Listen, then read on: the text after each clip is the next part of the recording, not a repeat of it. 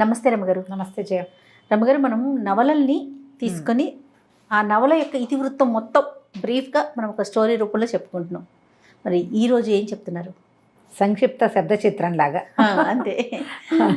చిన్నప్పుడు రేడియోలో వచ్చేది, సినిమా అంతా బ్రీఫ్గా చెప్పేయటం, కొన్ని ఇంపార్టెంట్ డైలాగులు అవి. తర్వాత సినిమా కథని బ్రీఫ్గా పత్రికలో కూడా వేసేవాళ్ళు, అలాంటివి ఉండేవి. ఇది బాగుంది, నాకు సినాప్సిస్ చెప్పడం, కథలో సారాంశం చెప్తామన్నమాట. బాగుంది. ఎద్దనపూడి సులోచనారాయణ గారిది ఆరాధన. నేను మొన్నే చెప్పాను ఈ మాట. అవునవును. అయితే ఇది నేను మాదిరెడ్డి గారితే ఎద్దనపూడి గారిది కొంచెం కన్ఫ్యూజ్ అయ్యా. యాక్చువల్గా నేను మొదట చదివిన నావెల్స్లో ఫస్ట్ సెట్లో ఆరాధన కూడా ఉంది. చిన్న ఎంఎస్కో వాళ్ళ చిన్న బుక్ ఉండేది మా ఇంట్లో. ఒక అమ్మాయి ఏడుస్తున్నట్టుగా ఉండే పిక్చర్ ఉంటుంది, అమ్మాయి కంటి నీరు పడుతున్నట్టుగా అన్నమాట. భలే కదిలించే కథ, చెప్పలేకపోవటం. మూగవాళ్ల వేదన ఎలా ఉంటుందో చాలా బాగుంటుంది కథ. భాష కూడా చాలా బాగుంటుంది. సులోచనారాయణ గారి కథనం అసలు చెప్పడానికి వీల్లేదు, అనితర సాధ్యం. ఎంత స్టైలిష్గా ఉండే క్యారెక్టర్లు నావెల్స్ రాశారు ఆవిడ. క్యారెక్టర్లను పెట్టి సింపుల్ సోబర్ సామాన్యమైన వాళ్ళు, మన పక్కింటి వాళ్ళు, సాధారణమైన మనుషుల కథలు కూడా చాలా బాగా రాశారు ఆవిడ. సెక్రటరీ అవి చాలా ఇష్టం నాకు. సెక్రటరీ, మీనా, జీవన తరంగాలు భలే బాగుంటాయి. చాలా పుస్తకాలు నా సినిమాలుగా కూడా వచ్చినాయి. ఈ ఆరాధనని సినిమా తీసుంటారని, సీరియల్ తీసుంటారని నేను అనుకోను. ఎందుకంటే ఆరాధనలో హీరోయిన్కి మాటలు లేవు.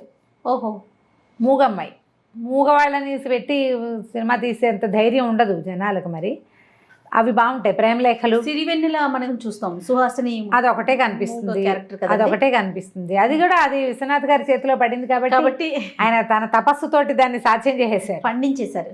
అంతే, అవును, అందరి వల్ల కాదు. బాగుంటుంది ఆరాధన కదా. అలాగే నేను స్టార్ట్ చేద్దాం. అనంత్ అని ఒక సివిల్ ఇంజనీర్ అబ్బాయి, అతని తల్లి, ఇద్దరు పిల్లలు ఉంటారు. ఆవిడ పెద్ద కోడలు చనిపోయాక ఓ 2 సంవత్సరాలు అయ్యాక అతనికి మళ్ళీ పెళ్లి చేయాలని సంకల్పిస్తారు. బాగా ఆలోచించి ఒక మూగ అమ్మాయిని పెళ్లి సంబంధం కుదురుస్తారు. అమ్మ నాన్న లేని అమ్మాయి తన పింతల్లి పంచన చేరి ఉంటుంది. అట్లా ఎవరు లేని, దిక్కులేని పిల్లలు, నోట్లో నాలుక లేని వాళ్ళు కనబడితే ఊళ్ళల్లో వాడేసేవాళ్ళు పాతకాలంలో. ఇప్పుడు కొంచెం జనాల్లోకి తెలివితేటలు వచ్చినాయి కానీ ఆ అమ్మాయికి ఊరుమ్మడి సొత్తు, అందరిళ్లలో పనిచేసి పెట్టడం, మంచి పనిమంతురాలు. చిన్నది ఒక 20 ఏళ్ళ అమ్మాయి. అయితే ఆ పింతల్లికి ఒక 1000 రూపాయలు ఆశ పెట్టి ఈవిడ ఈ అమ్మాయిని తన కొడుక్కి చేసుకుంటుంది. అది బాగా బతిమలాడుతుంది. అతను ఒప్పుకోడు కానీ బలవంతంగా ఒప్పిస్తుంది. అంతర్వాహినిలాగా కలిసిపోతుంది. ఆ పిల్ల మూగది, ఏమి భావాలు ఏమి ఉండవు. అక్కడ పింతల పంచం చేరి బతుకుతుంది. హాయిగా ఇల్లు వాకిలి ఏర్పడితే తనదంటూ ఆ సంసారం ఉంటే ఇల్లు దిద్దుకుంటుంది. పల్లెటూరులో పిల్ల, పని పాట వచ్చిన పిల్లని చూసి ఆవిడ నిర్ధారించుకుని ఆ అమ్మాయిని పెళ్లి చేస్తుంది. అనంతకి చేసేస్తే ఊళ్ళో వాళ్ళంతా ఏమనుకుంటారంటే ఏదో ముస్లింగా ఏదో రెండో పెళ్లి వాడికి ఇస్తుంటే రెండో పెళ్లి వాడంటే ఎవరో అనుకుంటారు. ఈ పిల్ల సామాన్యంగా, చామన్చాయిగా, సామాన్యమైన పర్సనాలిటీ, కాస్త ఒత్తైన జడ తప్పిస్తే ఏముండదు, మామూలు పిల్ల. అతను చాలా అందమైన వాడు, తెల్లగా పొడుగ్గా మంచి స్ఫురద్రూపి అయినవాడు. 2 పిల్లలు. అందరు ఆశ్చర్యపోతారు, ఇది మూగపిల్లకి భలే అదృష్టం పట్టింది అని. తీరా సరే మీరెవరు రావక్కర్లేదు, దూరభారం, పట్నం కదా అని చెప్పి అమ్మాయిని తనతో పాటు తీసుకెళ్ళిపోతుంది ఆవిడ. ఇంటికి వెళ్ళాక ఒక 5-6 ఏళ్ల పిల్ల, ఒక 3-4 ఏళ్ల పిల్లాడు. ఈ పిల్లలు, ఈ అమ్మాయి మంచి పనిమంతురాలు కదా. పల్లెటూళ్ళల్లో పనిచేసిన వాళ్ళకి పట్టణాల్లో చిన్న ఇళ్లలో పనులకు ఏం లెక్క ఉంటాయి. మెల్లిగా అత్తగారింటో అలవాటు పడుతుంది. అతనేమి అమ్మాయి ఇంట్లో ఒక పని మనిషి కింద ఉంటుంది అంతే. అతని అమ్మాయితో ఏమి మాట్లాడు, పిలవడు, చేయడు, ఏమీ ఉండదు. అంటే ముట్టనట్టు ఉంటాడు, తన దారిని తను ఉంటాడు. ఈ పిల్ల ఇంకా మెల్లిగా ఇంట్లో స్థిరపడుతుంది. భర్తని చూడడానికి, మరి భర్త అనేసరికి ఒక ఫీలింగ్స్ ఉంటాయి కదా. మనిషి ఏమో చాలా అందమైన వాడు అతను. కొద్ది రోజులు అట్లా గడుస్తుంటే ఒకరోజు ఎవరో చుట్టాలు వస్తున్నారని అన్ని పలహారాలు అవి చేయిస్తుంది కోడలతో అత్తగారు. ఇంట్లో పని మనిషి మానేస్తుంది. ఆ పనులన్నీ కూడా ఈ అమ్మాయి మీద పడితే తన ఇల్లు, తన భర్త, తన పిల్లలు, తన అత్తగారు అనుకుంటుంది.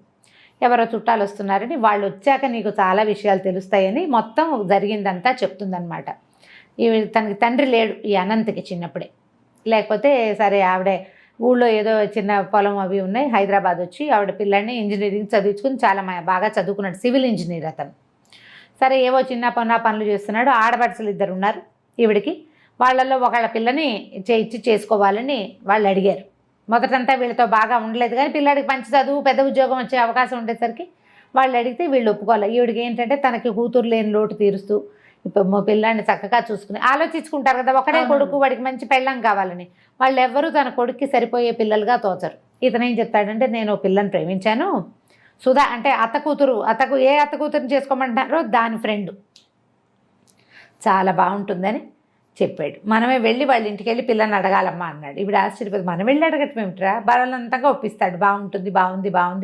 బాగుంటుందని. తీరా వెళ్తే వాళ్ళ ఇంటికి ట్యాక్సీలో తీసుకెళ్తాడు. వెళ్ళాక ఆవిడకి తెలుస్తుంది వాళ్ళు బాగా డబ్బున్న వాళ్ళు, 2-3 ఆడపిల్లలు, ఎవరో తెలిసిన వాళ్ళు ఉంటారు. వాళ్ళు ఊరికే హలో అంటారు, కానీ పిల్లేమో బెంగాణి బొమ్మల్లే చాలా అందంగా ఉంటుంది, అపరిమితమైన నాజూకు, బోళ్ళంత ఆస్తిపరులు. ఈవిడ ఒప్పుకోదు ఆ పెళ్ళికి. వాళ్ళు పెళ్లి గురించి వాళ్ళు ఏం మాట్లాడరు. ఈవిడ ఆ ఇంటికి వెళ్ళి మీ పిల్లని మా పిల్లాడికి ఇవ్వండి అని అడగటం ఎలాగో ఈవిడికి అర్థం కాదు. ఇంటికి వచ్చాక తల్లి కొడుకు పోట్లాడుకున్నారు. ఆవిడ చెప్తుంది అనమాట ఈ సంగతి అంతా. తను చక్కగా కలిసిపోతుంది, నాకు ఎంతో ఇష్టం, ఆ రాధ అంటే పంచప్రాణాలు ఈ అనంత్కి. ఈవిడేమో అసలు ఆ పిల్లని పెళ్ళంగా ఉంచుకోవాలంటే నువ్వు ఎన్ని చెయ్యాలో తెలుసా, ఎన్ని పద్ధతులు మార్చుకోవాలంటే. వాళ్ళు కూడా పేదవాళ్ళేనమ్మా, మనలాంటి వాళ్ళే. క్రమంగా సంపాదించాడు ఆయన, పిత్రార్జితం కాదది. నేను కూడా అలాగే సంపాదిస్తాను, ఇంజనీరింగ్ చదివి నేను సంపాదించలేనా అంటాడు. రోజులు గడుస్తాయి. ఒకరోజు సాయంకాలం ఆ రాధని వెంట పెట్టుకుని పెళ్లి చేసుకుని తీసుకొచ్చేస్తాడు. ఓహో. తీసుకొచ్చాక ఆవిడకి తెలుస్తుంది ఆ అమ్మాయి ఒట్టు మనిషి కాదు. ఇంకా తొందరపడి పెళ్లి చేసేసుకున్నాడు. ఆ వచ్చిన రోజు నుంచి తప్ప మరుసటి రోజు నుంచి వీళ్ళ జీవితాల్లో సుఖం లేదు. ఇంకా మర్నాడు వాళ్ళ అమ్మ నాన్న వచ్చారు, తిట్టిపోసారు, నాన్నకు అలా చేశారు. తర్వాత కొంచెం మెల్లిగా నెలలు వచ్చినాయి. దాని ఫ్రెండ్స్ వచ్చేవాళ్ళు. వీళ్ళు మా అమ్మాయి ఖరీదైన ఇళ్లలో ఉన్న అమ్మాయి, ఇంత చిన్న ఇల్లు ఇరుగ్గా ఉంది, పరిసరాలు బాగుండలేదు అంటే ఊళ్ళో ఉన్న ఇల్లు పొలం అన్నీ అమ్మేద్దామని తల్లిని బలవంత పెట్టాడు. ఊళ్ళో పొలాలు అమ్మేశారు. ఇళ్ళ స్థలం ఎంత కష్టపడి ఎన్నేళ్ళో దాచి పెట్టుకున్న స్థలాలు మరి ఇంకేం చేస్తుంది. ఈవిడ ఒకడే కొడుకు, 40,000 ఎంతో మొత్తానికి అమ్మేసి ఇక్కడ ఇల్లు అద్దెకి తీసుకుంటాడు, అన్నీ ఏర్పరుస్తాడు, కులాసాగా ఉంటారు. మరి పెద్ద పిల్లకి ఏడాది వస్తుంది, మొదట ఒక పాప పుట్టింది. ఆవిడ వాళ్ళ అమ్మ నాన్న బాగా రాకపోక చేసి పిల్లని తమకు ఇచ్చేయమంటారు. ఈ అమ్మాయి కూడా పంపుదామనుకుంటుంది, కానీ అతను ఒప్పుకోడు. నాకు తోబుట్టులు లేరు, ఎవరు లేరు, నేను ఒంటరిగా పెరిగాను, నా పిల్లలు నాతోటే ఉండాలంటాడు. ఈ పిల్ల కొంచెం ఏడాది నిండేసరికల్లా మళ్ళీ నెల తప్పుతుంది అమ్మాయికి. ఈసారి ప్రెగ్నెన్సీ కొంచెం కాస్త 2 నెలలు గడిచేసరికల్లా ఇల్లు జప్తు అయిపోతుంది. తల్లి పోట్లాడుతుంది, ఇంత డబ్బు పట్టుకొచ్చావు కదా, అంతా ఏం చేశాడో మరి వాడుతున్నాం కదా, జల్సాలకి వాడేసుకున్నారు డబ్బంతా. ఇక లబో దిబో అక్కడి నుంచి ఏం చేస్తారు, వెంటనే ఇల్లు మారిపోయారు, చిన్న ఇంట్లోకి వెళ్ళారు. పిల్లకి కడుపుతో ఉన్న పిల్లకి మందు మాకు కూడా లేని స్థితి వచ్చేసింది. అతనికి ఉద్యోగం రాలా. ఆ ఊరు నుంచి తెచ్చిన డబ్బుతో ఇల్లు అవి కొనేసి అది చేసి ఖర్చు పెట్టేశాడు, ఎంజాయ్ చేసేసాడు. ఈ పిల్ల వాడికి అతనికి ఏంటంటే ఆ భార్య అమిత వ్యామోహం అమ్మాయి అంటే, దాన్ని సంతోషంగా ఉంచడమే కావాలంతే. సరే తీరా డెలివరీ అయ్యే టైంకి వాళ్ళ అమ్మా నాన్న వచ్చారు, కానీ వాళ్ళేమీ వీళ్ళతో సరిగ్గా లేరు. ఇంత చిన్న ఇంట్లో ఉంటున్నారని ఏదో అంటారు. అమ్మాయి దిగులుగా ఉంటుంది. పిల్లడు పుట్టాక మా అమ్మ వాళ్ళ ఇంటికి వెళ్తానంటుంది, బెంగ పెట్టుకుంటోందని పంపిస్తారు. అక్కడికి వెళ్తే 2 రోజులు 4 రోజులకి తిరిగి వచ్చేస్తుంది, ఉండలేదు వాళ్ళ దగ్గర. వాళ్ళంతా డబ్బులు ఉన్నవాళ్ళు, అమ్మాయి పేదింట్లో ఉండిపోయింది. నాదే పొరపాటు, ఉద్యోగం లేని వాడు ఇంత ఖర్చు పెడుతుంటే ఎలాగా అని నేను అడగలేకపోయాను, నాకు తెలియలేదు, నా వల్లే మన పరిస్థితి ఇట్లా అయిందని ఫీల్ అవుతూ ఉంటుంది. పిల్లాడు కొంచెం పెరిగిన తర్వాత ఒకరోజు పిల్లలిద్దరిని తయారు చేసి నేను మా అమ్మమ్మ వాళ్ళ ఇంటికి వెళ్ళొస్తానని పిల్లలిద్దరిని ఇక్కడ పెట్టి పుట్టింటికి వెళ్తుంది. మర్నాడు పొద్దున మధ్యాహ్నం వాళ్ళ నాన్న వచ్చి ఆగమేఘాల మీద రాసుకెళ్ళి ఎక్కడన్నాడు, నా కూతురుని చంపేశాడని కాల్ చేశాడు. ఆ అమ్మాయి అక్కడికి వెళ్ళి నిద్ర మాత్రలు వేసుకుని చనిపోయింది అమ్మ వాళ్ళ ఇంట్లో. నా వల్లే నా భర్త ఇట్లా అధోగతి పాలైపోయాడు, వీళ్ళకి మేము ఎప్పటికి పైకి వస్తాం, మా అక్క చెల్లెళ్ళ ముందు నేను ఎప్పుడు తలెత్తుకుని తిరుగుతాను. అలా దిగులతోటి సూసైడ్ చేసుకుంటుంది. ఈ పిల్లలు మిగిలిపోతారు. అది కష్టం మీద ఇప్పుడే ఏదో ఉద్యోగం, ఒక కాంట్రాక్టు లభించింది, సొంతంగా కాంట్రాక్టులు చేసుకుంటున్నాడు. ఇది మనసులో పెట్టుకో, ఆ రాధని మర్చిపోలేడు వాడు. ఆ రాధ ఒక నిర్భాగ్యురాలు, అదే ధైర్యంగా నిలబడ్డం చేతకాక, భర్తను సపోర్ట్ చేయలేక, తొలి కాలంలో తెలివి తక్కువతనంతో, తర్వాత కాలంలో బలహీనతతోటి చచ్చిపోయింది అని కోడలికి విస్తారంగా జరిగింది చెప్తుంది. ఆ భార్య మహాసౌందర్యవతి, పరమనాజుకు, అత్యంతంగా ప్రేమించాడు. ఈ సామాన్యమైన అమ్మాయిని భార్యగా కూడా ఇతను అంగీకరించాడు. తెలిసింది కదా, సరే కొంతకాలం మెల్లిగా అలవాటు అవుతుంది, లేని ఊరుకుంటుంది. చుట్టాలు ఎవరో వస్తారనుకుంటారు, వాళ్ళు రారు. మెల్లిగా ఇంట్లో అలవాటు పడిపోతుంది. ఏవో చిన్నవి ఇంట్లో వచ్చే సాధారణంగా అందరి ఇళ్లలో వచ్చేవే వస్తూ ఉంటాయి. కొంతకాలం అయ్యాక ఈవిడికి ఎక్కడికో వెళ్ళేందుకు అవకాశం వస్తుంది. ఫ్రెండ్స్ ఎవరో ఎక్కడికో వెళ్తున్నారు, మరి వాళ్ళతో పాటు యాత్రలకు వెళ్తానంటుంది. కొంచెం డబ్బులు వస్తున్నాయి వీళ్ళకి, కాస్త పర్వాలా. ఆయన అతను కాంట్రాక్ట్లు చేస్తున్నాడు, ఏదో హోటల్ కాంట్రాక్ట్ ఏదో తీసుకున్నాడు, డిజైన్లు గీసుకుంటూ ఉంటాడు. అయితే ఏమవుతుంది, ఆవిడ ఊరు వెళ్తానంటుంది. అన్నపూర్ణకి ఇదంతా అలవాటైపోయింది. పూర్ణ అమ్మాయి అన్నీ అలవాటైపోయినాయి. పిల్లల్ని చూసుకుంటుంది, పాలవి అవి రాయడం వచ్చు. ఆ అమ్మాయికి చెవులు వినిపిస్తాయి, మాట్లాడడం రాదు, రాసి చేయగలదన్నమాట. సరే వెళ్ళిపోతుంది ఆవిడ ఊరు. ఈ పిల్లల్ని పెట్టుకుని ఈ అమ్మాయి ఉంటుంది. ఒకరోజు ఏదో మేడ మీద పప్పు ఎండబోయటానికి వెళ్తుంది. పప్పులో పిల్లాడు నీళ్లు పోసేస్తాడు ఆటకి. ఎండబోయటానికి వెళ్తుంది. దిగి వచ్చేటప్పుడు అతను కనపడతాడు, సందు చివరి నుంచి భర్త వస్తే అతను మేడ మీద ఉంటే కేకలేస్తాడేమోనని గబగబా దిగిపోతూ చెంగు వదిలించుకుని వచ్చేస్తుంది. పిల్లాడు కాస్త పడిపోతాడు పైనుంచి. వాడి ముక్కు మూతు పగిలిపోతాయి. తెలుస్తుంది బ్లడ్ వచ్చేసింది. సరే ఏదో పౌడర్ రాసి ఏదో చేయబోతుంది. ఈ లోపల తండ్రి వస్తాడు. ఈ పిల్ల ఏం చెప్తుందంటే, పిల్లకి ఈ అమ్మాయి మొహం గిట్టదు. 5-6 ఏళ్ళు వచ్చినాయి కదా, చుట్టుపక్కల ఇళ్లలో పెత్తనాలకు వెళ్తుంది. అది మీ అమ్మ మీ పిన్ని వస్తే మీ నాన్న మీ విన్ని ఒకటైపోతారు, మిమ్మల్ని బాగా చూడరు, సవితల్లి ఫీలింగ్ ఎక్కిస్తారు దానికి. అదెంతసేపు మూగిపోద్దని దీన్ని అమ్మాయిని అన్నపూర్ణని తిడుతూ ఉంటుంది, ఎక్కిరిస్తుంది పిల్ల. 4-5 ఏళ్ల పిల్లలు అలా బిహేవ్ చేస్తారు. ఆ పిల్ల ఏం చేస్తుంది, నాన్న తమ్ముడు పప్పులో నీళ్ళు పోసాడని పిన్నే తమ్ముడు తోసేసింది అంటుంది. అయ్యో అనేసరికి చెంపకాయ కొడతాడు ఈ అమ్మాయిని.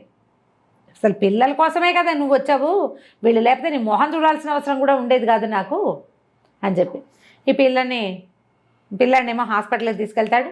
ఆ రాత్రంతా భారంగా గడుస్తుంది. మర్నాడు పొద్దున పిల్లాడు మాటలు వచ్చేసిన పిల్లవాడే కదా, వాడు పిన్ని నన్నేం తొయ్యలేదు, నేనే పడిపోయాను చెప్తాడు. ఆ పిన్ని దిగేశాక నేను పడ్డానని చెప్తాడు. పిన్ని అక్కడ లేదా, దిగేసింది. అయినా పిన్ని నన్ను కొట్టదు, పిన్ని మంచిది. అక్కే ఎంతసేపు పిన్నితో ఎక్కిరిస్తుంది, పిన్నితో సరిగ్గా మాట్లాడుతూ అడుగుతాడు కూతుర్ని, అలా ఎందుకు చెప్పావు నువ్వని. ఏమో నాకేం తెలుసు, పప్పులో నీళ్ళు పోసాడు, నేను కేకలేశాను, ఆవిడేం అనలేదు, మూగిది కదా అదేం అందు, పైనుంచి వచ్చింది, వెనకాల వాడు పడ్డాడు, పిన్ని తోసేసింది అనుకున్నా కోపంతో అని చెప్పేస్తుంది. ఇక ఈ భార్య పాపం అతనికి ఏం చేయాలో తెలీదు, దీనికి మాటలు రావు. ఒకవేళ నేను కాదు అవును అని చెప్పడానికి కూడా అమ్మాయికి చేత కాదు. సరే ఇంకా భార్యను కన్సోల్ చేసి దగ్గరికి తీసుకుంటాడు. మెల్లిగా ఆ అమ్మాయితోటి ఉండటానికి అలవాటు పడిపోతాడు. అమ్మాయి ఎక్స్ప్లైట్ చేయడం చేత కాదు, తనకి క్లోజ్గా ఉంటుంది అంతే. ఆ ఊరు నుంచి వచ్చిన తర్వాత అత్తగారికి తెలుస్తుంది వీళ్ళిద్దరూ బాగా క్లోజ్ అయ్యారు, అతను మామూలుగా ఉంటున్నాడు ఈ అమ్మాయితోటి అని. కొద్ది రోజులు గడిచాక ఈ అమ్మాయి ప్రెగ్నెంట్ అవుతుంది. అయ్యేసరికల్లా ప్రెగ్నెన్సీ పనికిరాదనుకుంటారు వీళ్ళు. వీళ్ళకి అన్ని పనులు చేసేయాలి, ఇల్లంతా ఏర్పాటు చేసేయాలి, మంత్రదండ ఉన్నట్టుగా ప్రవర్తించాలి. కానీ వాళ్ళకి హక్కులు ఉండకూడదనే ఒక ధోరణి. ఎవరికి కొడుక్కి కొంచెం ఉంటుంది, అత్తగారికి ఎక్కువ ఉంటుంది. భయాలు వస్తాయి రకరకాలు. ఇప్పుడు ఏదో ఇంట్లో అన్నీ చూసుకుంటోంది, పిల్లలు పుడితే పిల్లల్ని సరిగ్గా చూడదేమో, ఆ భయం ఉంటుంది కదా. అక్కడి నుంచి ఏం చేస్తుంది అత్తగారు, వద్దు ప్రెగ్నెన్సీ, అతను కొంచెం ముందు వెనక ఆడతాడు, ఏమై కాదమ్మా డాక్టర్ దగ్గర తీసుకెళ్ళి నిర్ధారించుకుని ఒక ఇంజక్షన్తో సరిపెడతామని చెప్పి ఈ అమ్మాయికేమో అదంతా అర్థమైపోతుంది. ఆ పొట్టలో ఉన్న పిల్లే నాది, అమ్మా నాన్న లేరు, భర్త బాగున్నప్పుడు బాగుంటాడు, లేనప్పుడు లేదు. ఆ పిల్లలు ఎప్పుడు పరాయి పిల్లలు, తను ఎంత బాగా చూసినా కూడా. తన పొట్టలో ఉన్న శిశువు తనది, అబ్బాయి ఉంచుకోవాలనుకుంటుంది. ఇంజక్షన్ చేయించడానికి ఆ డాక్టర్ దగ్గర తీసుకెళ్తాడు, ఇంగ్లీష్లో మాట్లాడతాడు. అంతా అయ్యాక అమ్మాయి ప్రిస్క్రిప్షన్ ప్యాడ్ మీద వద్దు నాకు ఇంజక్షన్ చేయదు, నాకు ఈ పిల్ల కావాలని రాసేస్తుంది.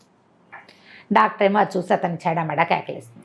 తెలియకుండా చేస్తే ఎలాగండి, నేను అట్లా చేయను, ఇది ఇల్లీగలు అని చెప్పేసి ఇంటికి తీసుకొచ్చి చెడమడా కేకలేస్తాడు, బాగా కేకలేస్తాడు. నువ్వు వెధవం చేస్తావు, ఇక్కడే చెప్పచ్చు కదా ఆ మాట అంటాడు. ఇక్కడ చెప్పడానికి అత్తగారు అవకాశం ఇవ్వదు. అక్కడికి వెళ్ళాక ఇంకేం అవకాశం, దొరికిన అవకాశం యూజ్ చేస్తుంది అనమాట. దాంతో అతను ఏం చేస్తాడు, ఇక భార్యతో మాట్లాడడం మానేస్తాడు. అత్తగారు అసంబద్ధంగా ఎవడేం సరిగ్గా ఉండదు. కొంచెం నెలలు వస్తాయి, 4-5 నెలలు అయితే ఏమవుతుంది, అతను ఏదో హోటల్ కట్టే ప్లాన్ వేస్తున్నాడు కదా. ఆ హోటల్ అంతా రెడీ అయ్యాక భార్యని పిల్లల్ని అందరిని తీసుకెళ్తాడు చూపించడానికి, తల్లిని అందరిని తీసుకెళ్ళేసరికి అలా పైకి వెళ్తుంటాడు. వెళ్ళాక ఈ అమ్మాయి కనిపిస్తుంది, వాళ్ళంతా సంతోషంగా ఉన్నారు. నేనే ఏమిటో పరాయిదాన్ని, ఈ పిల్ల మీద వ్యామోహం ఏమిటి నాకు, వీళ్ళకి నేను ఎలాగో పనికిరాను. ఎందుకంటే అతను మాట్లాడలేదు, అమ్మాయి సామాన్యంగా సింపుల్గా ఉంటుంది, అతను మనిషి బాగుంటాడు, పిల్లలు అందంగా ఉంటారు. అత్తగారు తల్లి కొడుకు అతుక్కుని ఉంటారు, వాళ్ళు క్లోజ్ ఎక్కువ తల్లితోటి ముందు నుంచి కూడా. తన మీద తనకే ఒక రకమైన ఇష్టం వస్తుందన్నమాట. ఈ కడుపులో ఉన్న శిశువు మీద కూడా ఆకర్షణ పోతుంది. అంతకుముందంటే ఆ పిల్ల నాకు కావాలనుకుంటుంది కదా, ఏం చేస్తుందంటే ఇక్కడి నుంచి దూకేయాలనుకుంటుంది. మెట్లు లేని వైపుకి కాలు వేసి దిగిపోతుంది, పడిపోయేసరికి ప్రెగ్నెన్సీ పోతుంది. అత్తగారు అయ్యో అదేమిటో అమ్మ కాలు చెయ్యో విరిగితే ఎంత పని అయ్యేది అంటుంది. వీళ్ళకి కావాల్సింది అదే కదా, ఇప్పుడు తీగానే మాట్లాడతారు. వీళ్ళు ఈ పిల్లని లేకుండా చేయాలనే కదా చూశారు. సరే బాగా సారీ చెప్తాడు. మెల్లిగా కొన్నాళ్ళకి మళ్ళీ లైన్లో పడుతుంది, అంతా నార్మల్గా ఉంటుంది. ఇతనికి కొత్త పనులు వస్తాయి, పరిచయాలు పెరుగుతాయి, పెద్ద ఇల్లు తీసుకుంటారు, ఊళ్ళంతమంది వస్తూ ఉంటారు. క్రమంగా ఈ అమ్మాయికి ఇతనితో క్లోజ్గా ఉండాలనే ఫీలింగ్ కూడా. ప్రెగ్నెన్సీ పోయేసరికల్లా ఆడవాళ్ళకి సహజంగా ఒక అయిష్టం వచ్చేస్తుంది. అంతకుముందు భర్త అంటే చాలా ప్రీతి అవన్నీ ఉంటాయి, పాపం సహజంగా ఉండేదే కదా. కానీ పార్టీలు ఫంక్షన్లు వీళ్ళని పిలవటాలు ఎప్పుడు పనిచేస్తూనే ఉంటుంది. ఓ రోజు ఎవరో వస్తారు చాలామంది, వాళ్ళు ఒక చంటి పిల్లని తెస్తారు. వాడు తెగ ఏడుస్తాడు ఆ పార్టీలో. ఏడిస్తే ఈ పొద్దు నుంచి పని చేసుకుంటూ పిచ్చి చీర జుట్టు జడంతా పిచ్చిగా పాయలు బయటకు వచ్చేసి మాసిపోయినట్టున్న బట్టలతో ఉన్న ఈ అమ్మాయి ఏం చేస్తుంటే ఆ పిల్లాడు ఏడుపుని తట్టుకోలేకపోతుంది. కొంచెం ప్రెగ్నెన్సీ పోయి ఉంది కదా, అది పక్కన పరిగెత్తుకుంటూ వచ్చి ఆ పిల్లాడిని తీసుకెళ్తుంది లోపల. పని మనిషి అనుకుంటారు వాళ్ళు. పిల్లాడు పాలు తాగిచ్చింది, ఫ్యాన్ వేసి కాస్త చొక్కా బొడదీసి కాస్త ఏదో మంచినీళ్ళు పట్టేసరికి వాడు సర్దుకుంటాడు. ఆవిడ లోపలికి వస్తుంది, పాలు ఉన్నాయా అవి ఉన్నాయి ఇవి ఉన్నాయని అడుగుతూ. తీరా అతను ఆవిడ చెప్తున్నాను మీరు ఇంకా పెళ్లి చేసుకోవచ్చు, అదేంటి పెళ్ళి ఎందుకంటే ఇదిగో నా వైఫ్ ఈవిడే అంటే ఆశ్చర్యపోతుంది ఆవిడ. అమ్మాయి అన్నము తను మూగది, మాట్లాడలేదు, బయటికి రాదు, పని చేస్తుంది ఎక్కువగా అని చెప్తాడు. వాళ్ళు ఆశ్చర్యపోతారు. అప్పటి నుంచి ఇతనికి ఏమనిపిస్తుంది అంటే వైఫ్ని అన్ని చోట్లకి తిప్పాలి, ఈ అమ్మాయిని ఇట్లా మూల ఉంచకూడదు అనిపిస్తుంది. వెనకాలకు తిప్పుకుంటాడు, భార్యను బాగా దగ్గర తీసుకుంటాడు. అత్తగారికి నచ్చదు. దీనికి ఎందుకురా మూగిది, అది ఇంట్లో ఉండేదానికే అంటుంది. అయినా అతను ఒప్పుకోడు. కాదమ్మా నేను అట్లా వదిలేను, తను వచ్చాకే నా జీవితం బాగుపడింది, ఇల్లు ఎప్పుడు శుభ్రంగా ఉంటుంది, పిల్లలు కడిగిన ముత్యాల్లా ఉంటారు, ఖర్చు రూపాయి ఎంత రూపాయి ఇస్తే అందులోనే ఖర్చు పెడుతుంది, ససేమిరా రూపాయి ఎక్స్ట్రా చేయదు, మంత్రదండం ఉన్నట్టుగా ప్రవర్తిస్తుంది, చేతిలో పని చేసుకుంటుంది. రాధతో నా జీవితం ఇలా కావాలనుకున్నా, కానీ రాధకి పని రాదు, పాట రాదు, ఏమీ రాదు, అందం తప్ప. నేను రాధను ప్రేమించాను కానీ నాకు కావాల్సింది ఇది జీవితం, ఇది ఈ అమ్మాయి దగ్గర ఉంది అని ఇంకా భార్యను తనతో పాటు తిప్పుకోవటం మొదలు పెడతాడు. కొద్ది రోజులు అయ్యాక ఎవరో ఒక పార్ట్నర్ కలుస్తారు. ఆ పార్ట్నర్ వాళ్ళ పిల్లలు బాగా తిరుగుతుంటారు. వాళ్ళకు సరోజని ఒక యంగ్స్టర్ పిల్ల ఒకటి ఉంటుంది, ఒక 20 ఏళ్ల పిల్ల. అది హ్యాండ్సమ్గా ఉన్న ఈయనకి అట్రాక్ట్ అవుతూ ఉంటుంది. ఎంతసేపు ఆనంద్కి ఇతను వెనకాల పడుతుంది, ఎంతసేపు అక్కడికి వెళ్దాం రా అని తీసుకెళ్తుంది. కొంచెం హ్యాండ్సమ్గా ఉన్న మగవాళ్ళు కనిపెట్టేసరికి పిల్లలకి అవకాశం ఉందనుకో, వీళ్ళు ఆటోమేటిక్గా కొంచెం అట్రాక్టివ్గా ప్రవర్తిస్తారు, ఫ్లర్టీగా ప్రవర్తిస్తుంది. ఈవిడికేమో ఆ పిల్ల వస్తే బాగుందనిపిస్తుంది అత్తగారికి. ఇప్పుడు నువ్వు నేను ఉంటామా, మన ఇల్లు ఎప్పుడూ నిశ్శబ్దంగా ఉంటుంది. పిల్లలిద్దరు, రెండో పిల్లాడు కూడా స్కూల్కి వెళ్ళిపోవటం మొదలు పెడతాడు. పని లేదు, పని వాళ్ళు ఉన్నారు ఇంట్లో. అత్తగారు రోజు సరోజన చేసుకుందాం వీడికి అని మొదలు పెడుతుంది. ఆ రోజుల్లో ఇలా ఉండేవి. ఇది ఎర్లీ 70s ఏమైనా రాశారా, లేట్ 70s రాశారనుకుంటా. మూడో పెళ్లి చేద్దామని ఉంటుంది. ఈ మూగు పిల్లని చేసుకుని ఏం చేస్తాడు, వాడు లక్షాధికారి అయ్యాడు, ఇప్పుడు సంపాదిస్తున్నాడు, సంఘంలో పరువు ప్రతిష్ట, నలుగురిలో బయటికి వెళ్ళాలి, ఎవరినైనా తీసుకెళ్ళాలి తనతో పాటు. ఈ పిల్లకి మాటామంతి రాదు, సామాన్యంగా ఉంటుంది. వాడు అందానికి తగిన పిల్ల కాదు. అనవసరంగా తొందరపడి ఈ పిల్లని చేసుకున్నానేమో అనిపిస్తుంది ఆవిడికి. ఆయన పిల్లల్ని పెంచి పెద్ద చేస్తుంది, స్కూల్కి పంపుతుంది, చక్కదిద్దుతుంది, అవన్నీ వేరే, పనికిరాదు, అయినా పనికిరాదు. అయితే ఏమవుతుంది, ఈవిడికి ఎలాగైనా ఈ అమ్మాయిని పంపేసి ఆ సరోజని తెచ్చేసుకుందామని ఉంటుంది. అయితే ఏమవుతుంది, ఇంతలో ఈ అమ్మాయికి ఊరి నుంచి ఉత్తరం వస్తుంది. వాళ్ళ బాబాయ్ రాస్తారు, పింతల్లికి అస్సలు ఒంట్లో బాగోలేదని అన్నపూర్ణని పంపించమంటే అమ్మాయి దొరికింది ఛాన్స్ అని ఈవిడేం చేస్తుంది, ఈ అమ్మాయిని ఊరెళ్ళమంటుంది. అప్పటికే చెప్తుంది సరోజని చేసుకుందాము వీడికి అని. ఆ అమ్మాయికి విరక్తిగా ఉంటుంది, ఏం చేయాలో తెలియదు. ఇవన్నీ చేశాక ఇప్పుడు నన్ను పక్కన నువ్వు ఉండు ఇంట్లోనే, దాన్ని చేసుకుంటాడు సరదాగా అంటుంది. ఆ పూటే అతను అమ్మాయి వచ్చి ఇతన్ని సినిమాకో ఎక్కడికో లాక్కెళ్తుంది. ఈ పిల్ల నేను అన్నపూర్ణని ఊరు తీసుకెళ్తాను, ట్రైన్ ఎక్కిస్తాను, మీరు సినిమాకి వెళ్ళండి అని వాళ్ళని పంపించేస్తుంది. ఈ అమ్మాయికి తన ఎదురుగుండానే భర్త అమ్మాయితో కలిసి కారులో వెళ్తుంటే ఇక వీడు నాకేం దక్కుతాడు అనిపించేస్తుంది, విరక్తి పుట్టేస్తుంది కదా. సరే ఊరు వెళ్ళిపోతుంది. ఊరు వెళ్ళేసరికల్లా కొద్ది రోజులకే ఈ 4-6 పిల్లలు ఉంటారు ఆ పింతల్లికి. బాబాయ్ ఏమో పక్షవాతంతో మంచం మీద ఉన్నాయినా ఆవిడ కాస్త పోతుంది. పిన్ని పోయేసరికల్లా మరి ఆ ఇల్లు భారం ఎవరి మీద పడుతుంది, ఈ అమ్మాయి, ఆ ఇంటికి పెద్దది ఈ అమ్మాయి. సరే ఇంకా మెల్లిగా అక్కడ స్థిరపడుతుంది. పోయిందని తెలియగానే ఈవిడేమనుకుంటుంది, రాజేశ్వరమ్మ గారు అనంత్ వాళ్ళ అమ్మ, అమ్మయ్య ఆ ఇంట్లోకి దీని అవసరం ఉంది ఎలా ఫిక్స్ అయిపోతుంది, కొన్నాళ్ళ పాటు రాదు. ఆ లోపల మన వ్యవహారం చక్కబెట్టేసుకోవచ్చు అనుకుంటాం. అక్కడి నుంచి వచ్చి 2 రోజులు ఇక్కడ ఉండి మరి 4 చూసి నేను వెళ్ళొస్తాను, కాస్త డబ్బులు ఏవో కోడల చేతిలో పెట్టి ఇక్కడ అన్నీ సర్దుకున్నాకే మెల్లిగారా, తొందర ఏం లేదు అని కోడల చేత మా భర్త ఇంకో పెళ్లి చేసుకున్నాడు నాకు అభ్యంతరం లేదని కాగితం మీద సంతకం పెట్టించుకుని పట్టుకెళ్తుంది. అతని పార్ట్నర్ తోటి మాట్లాడితే మీ కోడలు కనుక సంతకం పెడితే మేము పెళ్ళికో రెడీ అని చెప్పారు. వాళ్ళు ఒప్పుకున్నారు. సంతకం పెట్టి ఈ కాగితం నా దగ్గర ఉంటే వాళ్ళు ఒప్పుకుంటారని చెప్పి సైన్ చేయించేసుకుంటారు. ఎన్ని రోజులైనా ఈ అమ్మాయి ఇక్కడి నుంచి కదలకపోయేసరికల్లా బాబాయికి ఆశ్చర్యంగానే ఉంటుంది, ఏమిటి వెళ్ళదు, వాళ్ళ అత్తగారు ఉత్తరం రాయదేమిటి అని.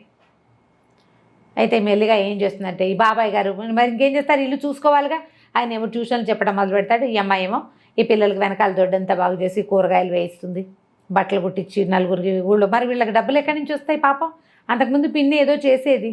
మెల్లిగా పిల్లల్ని ఇల్లు సంసారం అక్కడ దిద్దింది కదా, ఇక్కడ కూడా దిద్దడం మొదలు పెడుతుంది. మొదలు పెట్టేసరికల్లా ఉత్తరం గిత్తరం ఏం రాదు. బాబాయ్ నిలదీసి అడుగుతాడు, ఏమిటమ్మా మీ ఆయన ఉత్తరం రాయలా, మా అత్తగారు ఉత్తరం రాయలేదంటే, బాబాయ్ ఇంక నేను వెళ్ళను, మా అత్తగారి ఈ ప్లాన్లో ఉంది, నా శక్తి ఉన్నంత వరకు నీ ఇల్లు కాపాడుతాను, నీతో పాటు నన్ను ఉండనివ్వని. ఆయన ఆశ్చర్యపోతాడు, ఏం చేయాలో అర్థం కాదు. ఊళ్ళో వాళ్ళకు కూడా అంతకుముందు చాలా అందమైన మొగుడు, మంచి ఇంజనీరు, అత్తగారు కూడా శుభ్రంగా ఉంది, అమ్మాయి వెళ్ళిపోతుంది అనుకుంటారు. వెళ్ళకపోయేసరికి వాళ్ళకి అనుమానంగానే ఉంటుంది, ఏమిట్రా వెళ్ళటం లేదు, వాళ్ళు ఉత్తరాలు రాయట్లేదు. ఉత్తరం వచ్చిన ఊళ్ళో తెలిసిపోతుంది పల్లెటూళ్ళలో. సరే సడన్గా ఒకరోజు ఇంక అయిపోయి ఉంటుంది పెళ్ళి అనుకుంటుంది. ఆవిడ ఉత్తరం రాస్తుంది అత్తగారు ఒకసారి వాళ్ళ మేనమావలతో మాట్లాడామని, సింపుల్గా ఇంట్లోనే పెళ్లి చేయదలుచుకున్నామని, అంతా అయ్యాక ఇక్కడంతా సర్దుబాటు అయ్యాక ఉత్తరం రాస్తాను, వీలు చూసుకుని వచ్చేద్దుగానని రాస్తుంది. కోడల్ని వదలదు ఆవిడ, ఈ పని చేయడానికి కావాలి కదా, ఆ ఇల్లు దిద్దడానికి ఈ అమ్మాయి కావాలి. ఆ అమ్మాయి సరదాగా చిన్నపిల్ల, దానికేమొచ్చు ఈ పనులన్నీ.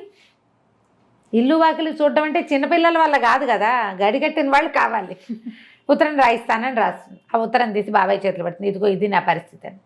ఇక మెల్లిగా ఊళ్ళో స్థిరపడుతుంది, బట్టలు కత్తిరించడాలు, అవి ఇవి జాకెట్లు కుట్టడాలు, అమ్మాయికి వచ్చిన పనులు. మెల్లిగా దొడ్డి వాకిలి ఏర్పరిచి చిన్నపిల్లల్ని స్కూల్కి పంపించి పెద్ద పిల్లల్ని స్కూల్ మానిపించి తనతో ఉంచుకొని వంట పని నేర్పించి ఏదో తంటాలు పడుతూ ఉంటుంది. సడన్గా ఓ రోజు టెలిగ్రామ్ వస్తుంది. ఆయన మా బాబాయ్ అంటాడు, పూర్ణ ఏమిటమ్మా అట్లా అన్నావు, మీ ఆయన నిన్ను పంపించమని ఉత్తరం టెలిగ్రామ్ పంపించాడమ్మా చూడు అంటే. అమ్మ ఏమనుకుంటుందంటే వాళ్ళకి ఏవో పిల్లలకు ఒంట్లో బాగుండలేదని ఇచ్చాడు టెలిగ్రాము, చిన్నపిల్ల దానివల్ల కాదు, అత్తగారు పెద్దది ఆవిడ వల్ల కాదు, అందుకని నన్ను పిలుస్తున్నారు వీళ్ళు, నేను వెళ్ళినాను వేసుకుంటూ. 4 రోజుల తర్వాత ఉత్తరం వస్తుంది. ఈయనకే రాస్తాడు, రంగనాథం గారు నేను అనంతని మా అమ్మ తీర్థయాత్రలకు వెళ్ళింది, పిల్లలకి తీవ్రమైన అనారోగ్యం, బాబు దక్కేలాగా లేడు, పూర్ణని పంపించండి, నేను ఒక్కడినే చూసుకోలేకపోతున్నాను, నాకు చాలా పని ఒత్తిడి, పిల్లలకి జ్వరాలు అని రాసేసరికి ఇక ఆగలేకపోతుంది. ఆ పిల్లాడంటే చాలా ముద్దు, పెంచిన మమకారం ఉంటుంది కదా. సరే అక్కడి నుంచి ఈ అమ్మాయి వస్తుందని వాళ్ళకి తెలియదు కదా, రైల్వే స్టేషన్కి దగ్గరే, స్టేషన్ నుంచి ఇంటికి వెళ్ళటం తెలుసు తనకి. స్టేషన్ నుంచి ఇంటికి వెళ్ళేసరికల్లా డాక్టరు భర్త ఎదురుపడతారు ఇంట్లో నుంచి వస్తూ. ఈ అమ్మాయిని చూస్తూనే ఆశ్చర్యపోతాడు, ఎవరొచ్చారు ఎలా వచ్చావు అంటే ఏం మాట్లాడదు. సరే అని దారిస్తాడు, లోపలికి వెళ్తుంది. ఇల్లు నేను వదిలేని పెట్టిన ఇల్లేనా ఇది అని ఆశ్చర్యపోతుంది. ఇల్లంతా మురికి కూపం, అత్తగారు ఇట్లా ఉన్న ఇల్లు ఎలా వదిలిపెట్టి వెళ్ళిపోయిందో అర్థం కాదు అమ్మాయికి. పిల్లలు మంచాల మీద ఉన్నారు, మంచాన్ని బంతిలా ఉండే పిల్లాడు బల్లిలాగా మంచానికి అతుక్కుపోయి కనిపిస్తాడు. ఆ కూతురికి విపరీతమైన జ్వరం, ఇల్లంతా మందు సీసాలు, అతని చొక్కాకి గుండీలు లేవు, ప్యాంట్ మీదంతా మందు మరకలు, ఇల్లంతా మహాలోకంలాగా ఉంటుంది, మాసిపోయిన బట్టలు ఎక్కడ పడితే అక్కడ. ఈయన టెన్షన్తో కాల్చేసిన సిగరెట్ పీకలు. ఏం చేస్తారు? అక్కడి నుంచి వచ్చాడు. వచ్చిన తర్వాత చూస్తే పిల్లకి బాగా సీరియస్ అయిపోతుంది. పిల్లవాడికి జ్వరం జారినప్పుడే పిల్లకి సీరియస్ అయిపోతుంది. ఏవో మందులు తీసుకొస్తాడు. ఏం చేస్తుంది, ఇంకా గబగబా కొంగు బిగించి మెల్లిగా ఓ పక్క నుంచి మొదలుపెట్టి ఇల్లంతా ఊడ్చి ఎత్తిపోసి చెత్తలని పిల్లల పక్కలు మార్చి తను తెచ్చుకున్న పెట్టలోంచి పక్క దుప్పట్లేవి, ఉతికిన దుప్పట్లే లేవు ఆ ఇంట్లో. తను తీసుకొచ్చిన సూట్ కేసులోంచి తన చీరలే, ఇస్త్రీ పెట్టుకున్న చీరలన్నీ మడతలు విప్పి మంచం మీదేసి పిల్లల్ని పడుకో. శుభ్రమైన పక్కన లేకపోతే జబ్బులు పెరిగిపోతాయి. ఆ ఇంట్లోకి రాగానే అతను కనిపిస్తుంది, అన్నపూర్ణ చేతిలో ఏదో మంత్రదండ ఉంది, ఇల్లంతా క్లీన్, గంటలో పక్కలు చూస్తే పడుకోవాలనిపిస్తుంది. ఎన్నిసార్లు అనుకుంటాడనమాట అతను, ఈ అమ్మాయి ఉండబట్టే నా జీవితం హాయిగా ఉంది అని. అది ఇప్పుడు అనిపిస్తుంది. సరే పిల్లవాడికి ఏదో ఎప్పటికీ ఎన్ని రోజులు తిండి పెడితే వాడు కోలుకుంటాడు. ఈ పిల్ల కాస్త బాగా దిగినా వెళ్ళిపోతుంది. ఒళ్ళు వెచ్చబడితే బతుకుతుంది, లేకపోతే లేదు. చల్లబడిపోయిందనమాట శరీరం ఇదంతా పోయింది. సరే అక్కడి నుంచి చూస్తూ ఉంటారు ఇద్దరు ఒంటి మీద చేసి ఒక తెల్లవారుజామున ఎప్పటికో మొత్తానికి దానికి పిల్ల కాస్త పొట్ట దగ్గర వెచ్చబడుతుంది. సరే అప్పుడు లేచి మళ్ళీ మందేసి డాక్టర్ని పిలుచుకొచ్చి ఏదో చేస్తే మొత్తానికి పిల్ల సేఫ్. అక్కడి నుంచి పెళ్ళాని దగ్గర కూర్చోబెట్టుకుంటాడు. నువ్వు ఎందుకు వెళ్ళిపోయావు? ఎవరికైనా మంచి వాళ్ళకి అన్యాయం చేస్తే అది మనకే కొడుతుంది. నేను నీకు చేసిన అన్యాయం నీ గర్భంలో ఉన్న శిశువుని చంపేద్దామని ప్రయత్నం చేసి ఎంత పొరపాటు చేశానో, పిల్లాడికి అనారోగ్యం వచ్చి వాడు తలకిందులైపోయినప్పుడు నాకు నువ్వే గుర్తొచ్చావు. నీ పట్ల చాలా అనుచితంగా ప్రవర్తించాను నేను. మా అమ్మ ఏమో ఇప్పుడు కొత్తగా ఇంకోటి మొదలుపెట్టింది. ఆ సరోజని నన్ను పెళ్లి చేసుకోమంటుంది. నాకు అలాంటి పెళ్ళాం అక్కర్లేదు.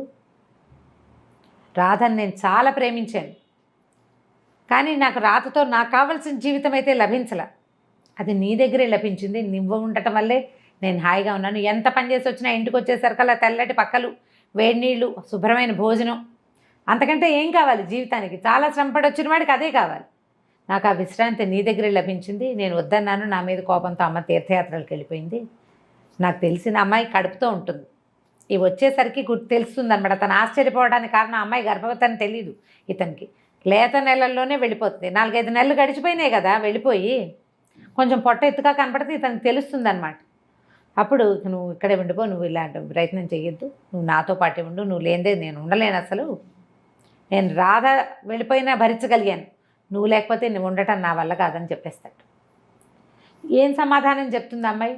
ఏంటి బోల్డని అనుమానాలు వస్తాయి. వీళ్ళకి తను అక్కర్లేదు అని తెలుస్తూ ఉంటుంది ప్రతిసారి. ఇప్పుడు తనే కావాలని అర్థమైంది కదా, ఇప్పుడు మాటలు లేవన్నమాట. ఇంకా ఇదే లాస్ట్ సీన్. ఎంత బాగా రాస్తారంటే చిన్న డీటెయిల్స్ కూడా ఎట్లా ఒకళ్ళు ఇంకొకళ్ళని అపార్థం చేసుకుంటారు జీవితంలో. పిల్లలు ఎట్లా కొంతమంది దగ్గర అవుతారు, ఎలా దగ్గరికి రారు. మనుషులు ఎంత స్వార్థపరులుగా ఉంటారు. చిన్నప్పటి నుంచి ఈ పిల్లతోటి పని చేయించుకుని పింతలేమో 1000 రూపాయలకి ఆశపడి ఈ పెళ్లి చేస్తుంది. చూడండి, అన్ని పనులు చేయించుకుని తన కొడుకు బాగా జీవితంలో స్థిరపడంగానే ఈ అమ్మాయిని వదిలించుకుని ఇంకో కోడలను తెచ్చుకోవాలనుకుంటుంది అత్తగారు. అలాగే ఉంటారు కదా మానవ నైజాలు. ఇట్లా జీవితానికి దగ్గరగా ఉండే కథలు కొన్ని ఎంత కదిలిస్తాయంటే, ట్రై చేసి అంటే అందరు మనసులోని మనసు ఎక్కడ దొరుకుతుంది అని అడుగుతున్నారు. బుక్ షాపుల మీద పడి వెతకాలమ్మా. మన దగ్గరలో ఉన్న బుక్ షాప్స్ వెతుక్కోవాలి, బుక్ ఫెయిర్స్కి వెళ్ళాలి. మీరే కొత్తవి ఇన్వెంట్ చేసి చూసి కొత్త పుస్తకాలు తెచ్చుకోగలుగుతారు. నన్ను ఒకరు అడిగితే నేను అదే, మీరు వెళ్ళి షాప్కి ఏమైనా ఎక్కడ దొరుకుతుంది అని అంటే మందా మాక పుస్తకం షాప్లోకి వెళ్ళి కొనుక్కోవటమే, వెతకటం దానికోసం. బుక్ హౌస్లు మనకి ఆన్లైన్ కూడా దొరుకుతాయి. ట్రై చేసి కొని చదివి చూడండి. ఆరాధన, ఎద్దనపూడి సులోచనారాణి గారి ద బెస్ట్ నావెల్స్లో ద బెస్ట్ నావెల్. రీడింగ్ స్కిల్స్ని డెవలప్ చేయడంలో భాగమే ఈ నావెల్స్, ఈ కథలు చెప్పటం. మళ్ళీ ఒకసారి అంటే ఆల్రెడీ పుస్తకాలు చదివే హ్యాబిట్ ఉన్న వాళ్ళందరూ చదువుతారు, వాళ్ళకి మనం చెప్పాల్సిన పనే లేదు. మళ్ళీ ఒకసారి గుర్తు చేసుకుని చదవాలనిపించేలాగా చేస్తుంది ఒకటి. అసలు పుస్తకాలు చదవటం అలవాట్లేదు, ఏదో చిన్న కథలు చదివే అలవాటు ఉన్న వాళ్ళకి మన ముందు కూడా ఇంత అత్యద్భుతమైన రచనలు ఉన్నాయి, జీవితానికి ఇంత దగ్గరగా ఉండే కథలు ఉన్నాయి, ఎన్ని మలుపులో చూడండి తెలియజేయటమే మన ఈ ప్రోగ్రాం యొక్క ఉద్దేశం. పుస్తకాలు కొనండి, చదవండి, గిఫ్ట్ చేయండి ఎవరికైనా. మీ అంతటా మీరు చదివితే ఉండే సంతోషం ఏమిటో చదివి తెలుసుకోండి. తప్పకుండా రమ్మ గారు. నమస్తే. నమస్తే.